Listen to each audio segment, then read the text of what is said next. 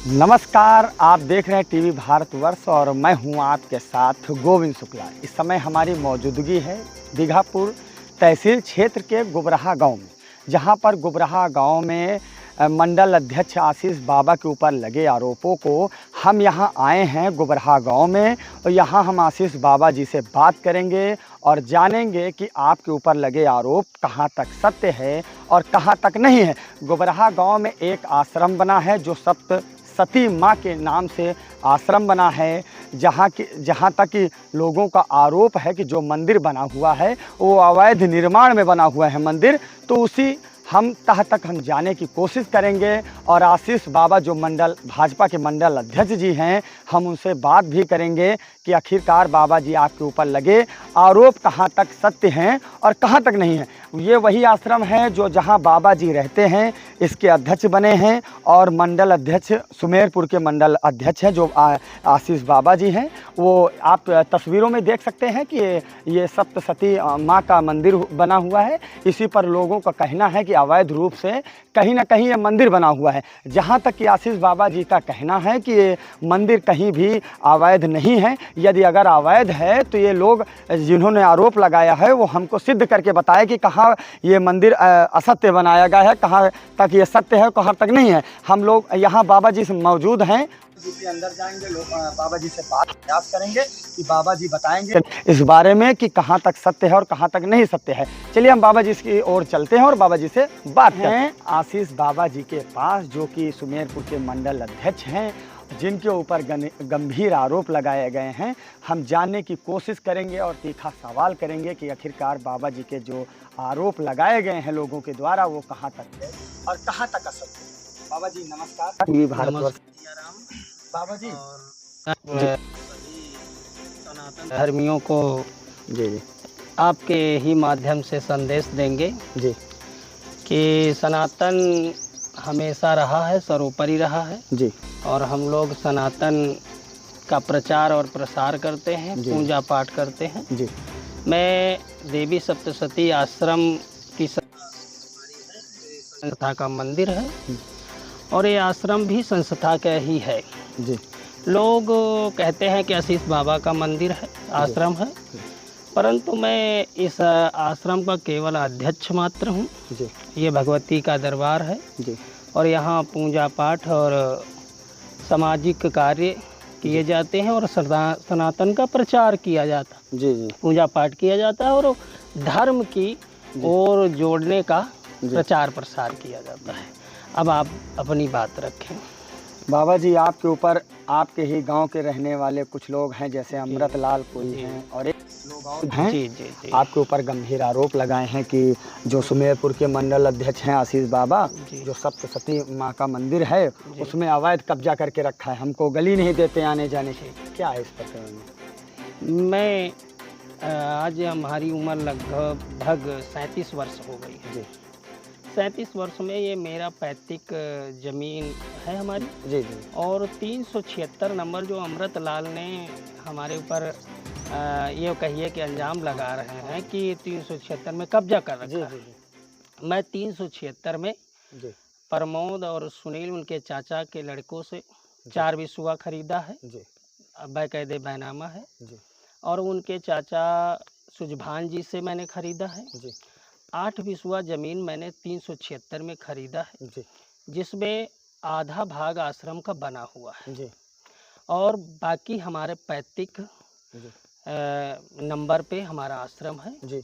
और यहाँ रास्ता की बात करें तो मैं यहाँ कोई रास्ता नहीं थी, यहाँ खेत थे और यहाँ मेड़ों से लोग आते जाते थे और मैंने आश्रम के लिए अपने ही खेत से रोड बनवाई थी पहले। और एक हमारे आगे किसान भाई थे, उनको मैंने खेत के बदले खेत दे करके उनसे रोड मांगी थी।